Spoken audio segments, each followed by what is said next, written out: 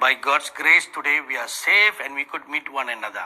ஆயிலும் தேவ கிருபையினால் இன்றைக்கு சுகபத்திரமாய் ஒருவரை ஒருவர் சந்திக்கும் பாக்கியம் பெற்றிருக்கிறோம். But there was also a danger for a great rain to come today. இன்று கூட ஒரு பெருமழை பெய்வதற்கான ஒரு அபாயம் இருந்தது. In fact, for the past 3 days, there were heavy rainfall. உண்மையை சொல்ல வேண்டும் என்றால் கடந்த 3 நாட்களும் பலத்த மழை பெய்து கொண்டுதான் இருந்தது. But due to last week's experience, என்றாலும் கடந்த வார அனுபவத்தின் நிமித்தம், so this time we were well prepared.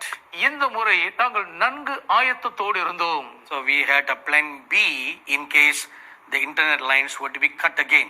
ஒருவேளை மறுபடியும் இணையதள இணைப்புகள் துண்டிக்கப்பட வேண்டிய நிர்பந்தம் ஏற்பட்டால் மாற்று திட்டம் என்ன செய்ய வேண்டும் என்று யோசித்து வைத்திருந்தோம். So due to that preparedness of the standby plan, ஆகவே ஒன்று இல்லை என்றாலும் அடுத்து என்ன செய்ய வேண்டும் என்று ஆயத்தத்தோடு இருந்த அந்த முன் ஏற்பாட்டின் நிமித்தம் the live telecast would have taken place.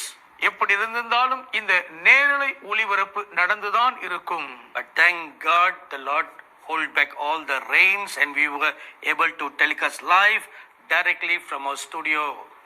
என்றாலும் மழையின் பாதிப்பை தடுத்து நிறுத்தி நேரடியாக ஒளிபதிவு கூடத்திலிருந்தே ஒளிபரப்புவதற்கு தேவன் அருள் புரிந்ததற்காய் தேவனுக்கு நன்றி சொல்வோம். So before we proceed any further, மேற்கொண்டு தொடரும் முன்பதாக please drop a line on your comment section or through an email about where you are watching this telecast from.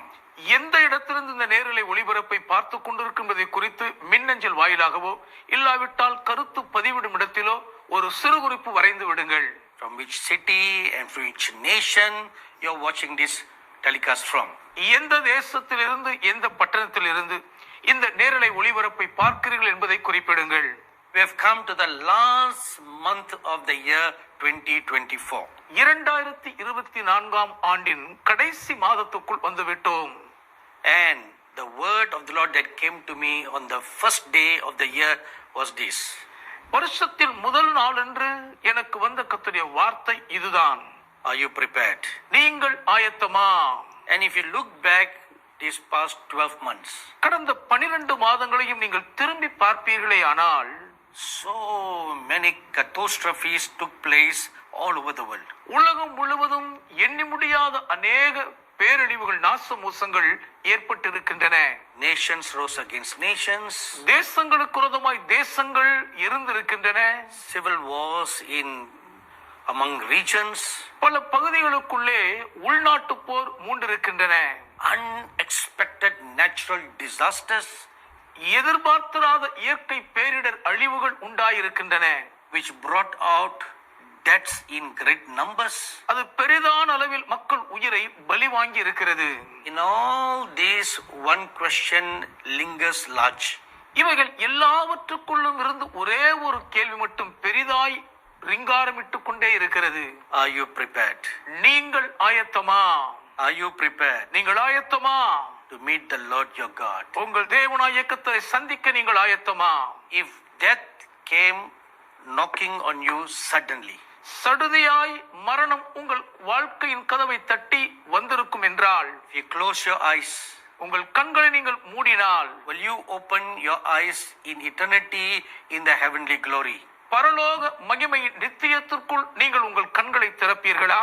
Or would you close your eyes and open it in eternal damnation? இல்லாவிட்டால் பூமியில் கண்களை மூடினால் நித்திய நரகாக்கினையின் அழிவில்தான் உங்கள் கண்களை திறப்பீர்களா? Recently I made a deep pondering over one issue. சமீபத்திலே ஒரு காரியத்தை குறித்து மிகவும் ஆழ்ந்த சிந்தனை செய்தேன். A man of God died. ஒரு தேவ மனிதர் மரித்து விட்டார்.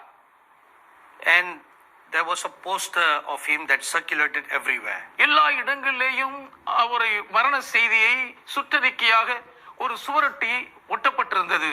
And there was a saying like this. அதில் இப்படி ஒரு சொற்றொடர் இருந்தது. God took him home.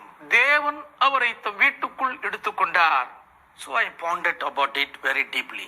அதை குறித்து நான் மிகவும் ஆழ்ந்த சிந்தனை செய்தேன்.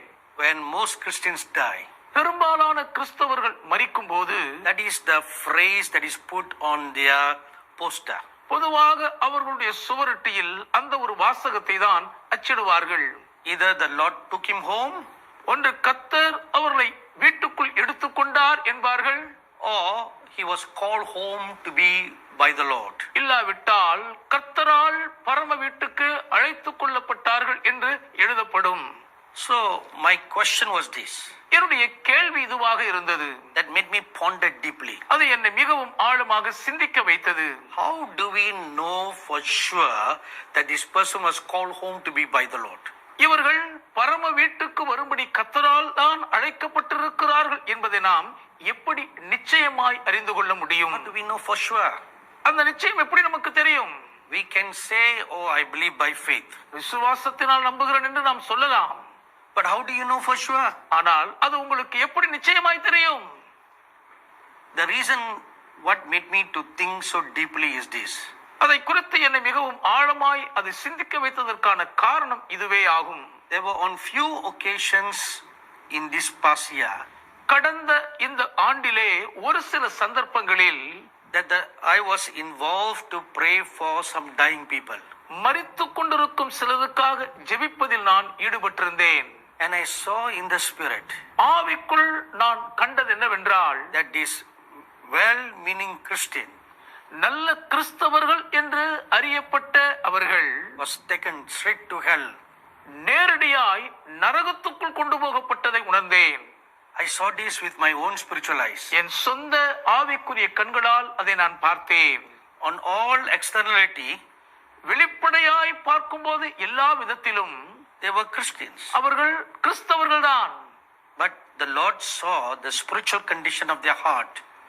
ஆனால் அவர்கள் இருதயத்தின் ஆவிக்குரிய நிலைமையை கர்த்தர் எப்படி பார்த்தார் என்றால், And that's how they were judged, either to go to hell or to heaven. அதன் அடிப்படையில் தான் அவர்கள் பாதாளம் போக வேண்டுமா பரலோகம் போக வேண்டுமா என்று தீர்க்கப்பட்டார்கள். And there was one particular woman, ஒரு குறிப்பிட்ட பெண்மணி இருந்தார்கள். and she was a faithful Christian for more than 40 years, 40 ஆண்டுகளுக்கு மேலாக உண்மையுள்ள கிறிஸ்தவராய் இருந்தவர்கள். considered by her church as a pillar in the church. அவர்களுடைய திருச்சபையார் அந்த அம்மையாரை தங்கள் திருச்சபையின் தூணாகவே கருதினார்கள். And she was a tower of prayer in the church. திருச்சபையில் அவர்கள் ஜெப கோபுரமாகவே இயங்கினார்கள். But when the time of her death came, ஆனால் அவர்கள் மரண நேரம் வந்தபோது I saw demons standing beside her. அவர்கள் அருகில் பிசாசுகள் நிற்பதை பார்த்தேன். And they were preparing to bind her and drag her to hell. அந்த பேய்கள் எல்லாம் அவர்களை கட்டி நரகத்துக்கு இழுத்து கொண்டு போக ஆயத்தமாய் நின்றன. It was only after much battling in prayer and in intercession, மிகவும் அதிகமாய் பரிந்து பேசும் மன்றாடி ஜெபித்து போராடிய பின்னர்தான், and out of the great grace of God, தேவனுடைய அளவிட முடியாத கிருபை நிமித்தம் that the angels came down and cast those demons away, தேவ தூதர்கள் இறங்கி அந்த பிசாசுகளை துரத்தி அடித்தார்கள். and she was delivered from the deathbed and taken to the presence of the Lord. அவர்கள் அந்த மரணாக்கினையின் படுக்கையிலிருந்து விடுவிக்கப்பட்டவர்களாய் கர்த்தருடைய சந்நிதிக்குள் கொண்டு போய் சேர்க்கப்பட்டார்கள். It was after witnessing all these several scenarios இந்த பலதரப்பட்ட காட்சிகள் எல்லாவற்றையும் நான் கண்ட பின்னர் that I came to the conclusion, ஒரு முடிவுக்கு வந்தேன். what really happens உண்மையில் என்ன நடக்கிறது? to a Christian? Is he really called home to be with the Lord? ஒரு கிறிஸ்தவர் உண்மையாகவே அவர் கர்த்தரோடு இருக்கும்படி பரம வீட்டுக்கு தான் அழைக்கப்பட்டிருக்கிறாரா? Or where did he go? அல்லாவிட்டால் அவர் எங்கே சென்றார்? My dearly beloved brothers and sisters, sons and daughters, எனக்கு மிகவும் பிரியமான சகோதர சகோதரிகளே, என் அன்பு மகன்மார்களே மகள்மார்களே, I humbly urge you தாழ்மையாய் உங்களுக்கு நான் வேண்டிக் கொள்ளுகிறேன், to live your life in great fear of God, மிகவும் தேவனுக்கு பயப்படுகிற ஒரு பயத்தோடு உங்கள் வாழ்க்கையை வாழுங்கள். to live a life of righteousness and holiness, நீதியும் பரிசுத்தமும் நிறைந்த ஒரு ஜீவியம் மேற்கொள்ளுங்கள். so that when you stand before God, அப்படி இருந்தால் தேவனுக்கு முன்பாக நீங்கள் நிற்கும் போது be blameless, குற்றமற்றவர்களாய் இருப்பீர்கள், spotless, கரையற்றவர்களாய் இருப்பீர்கள். and he will then receive you to himself. அதோடு கூட அப்பொழுது உங்களை அவர் தம்மிடமாக சேர்த்து ஏற்றுக்கொள்வார். 1 Thessalonians chapter 5 verse 23 tells us like that. 1 தெசலோனிக்கேயர் 5ஆம் அதிகாரம் 23ஆம் வசனம் நமக்கு அப்படி சொல்லுகிறது. Amen. Amen. So I'm going to show you a song. உங்களுக்கு ஒரு பாடலை நான் இப்பொழுது காண்பிக்க போகிறேன். The theme song of our ministry, நம்முடைய ஊழியத்தின் கருத்து பாடல், which we have been telecasting from the first day of this year till now. இந்த வருஷத்தின் முதல் நாள் தொடங்கி இன்று வரைக்கும் தொடர்ந்து ஒளிபரப்பாகி செய்து கொண்டே இருக்கிற பாடல் அது. And it asks us one simple question. ஒரு எளிமையான கேள்வியை அந்த பாடல் நம்மிடம் கேட்கிறது.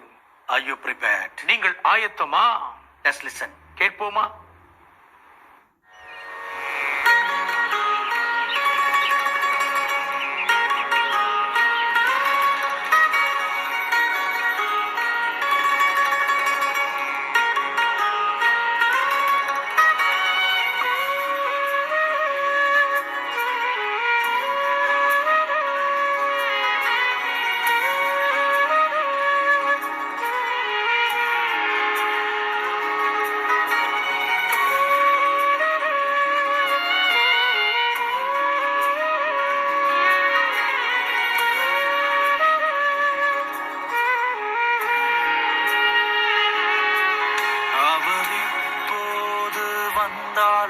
நீ ஆயத்தமா?